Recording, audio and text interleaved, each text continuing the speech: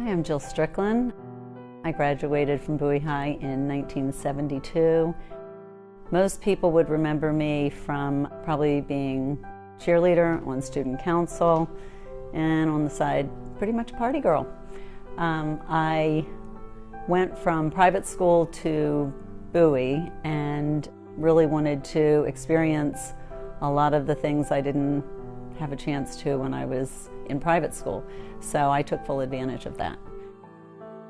I was raised in a faith, and I was taught that if I was good enough, that I would, be blessed because I would do good things and that would make me a better person. So I tried on occasion to do that.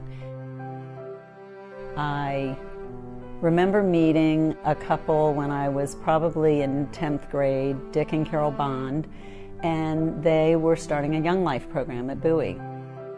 Dick and Carol really nurtured me and took me in and would have me to their home. They just accepted me right where I was at. And being in a family where there were 5 other children with an alcoholic father who was abusive, and I had 3 brothers that were all either alcohol or drug addicted. So I think I really was searching to be loved and to have someone nurture and care for me. The other thing too, in high school, I wanted to be accepted. So I wasn't really a leader, I was more a follower. And I think that I was torn between being that good person, to do those good things, or to kind of walk the edge of the wild side and, venture out. I loved Young Life, went to Young Life every week, didn't really get that it was about knowing Jesus. I felt like I knew God, and I went to church every week, but there was a big difference between having a personal relationship with Christ, and I didn't get that yet. When I look back, I think of all the people God put in my path that were drawing me to Him. But at the time, it took me several years to get to that point. I got married when I was 18, right out of high school. Again, I think it was something that, I wanted that nurturing and that love. And then it was probably a few years later, I applied to college for dental hygiene, went to school for that, loved it. It was a struggle. I wasn't a great student, so I was very anxious about that. And I remember praying before I took my hygiene boards, God, I'm going to start going to church. And if you help me to pass these boards, then I'm going to, do you a big favor and go to church every week again. Once I graduated and got a job, I just felt like there was this void in my life. I wanted something more. And I started looking at friends of mine who had a relationship with God, and they would witness to me, and I was kind of turned off by that at first. I thought they were kind of pressuring me, but I still had that void. And on Sunday mornings, my husband and he was part of this football league from Bowie High and a lot of Bowie alumni, and we would go every Sunday and we'd watch him play football.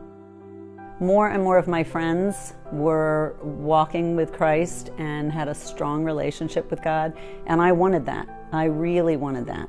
And I looked back through high school and I saw different students like Kathy Epstein and Carla Mann and the people from Young Life, and my close friends once I was married, the Palombos, Ted and Elise Adamanis, Tom and Jean McMahon, the Mulrennans, Mishy and Craig Mader, that were all involved in a solid church and fellowship, and I wanted that. I think something that really impacted my life the most was when my brother Ronnie was diagnosed with pancreatic cancer. He had been 26 years drug and alcohol free. He had worked in a ministry with men, and he was diagnosed with this cancer, and they said he wouldn't live 2 months. And I kept thinking, surely God is going to spare his life and we're going to have a miracle here. Well, we didn't get the miracle, but he's in heaven, and I know that. And, oh, that's hard. You can edit that out. So I think about people that don't know Christ. And I know the strength that I have from having that relationship with Christ. And I can't imagine getting through life without that. So I look at all the blessings that I have, and we have 2 grown children. It's just, for me, important that people understand it's not about being good, and it's about allowing God to be a part of your life. It's a daily journey, and I fail all the time. But the beauty of that is that you get back up, and He's right there to carry you and see you through it. The friendships that we share and people that really support us in prayer, I think, are most important to me. We hold each other up and we go through the journey together, and Christ is at the center of it. I'm Jill Rothgeb Strickland. That's my story. What's yours?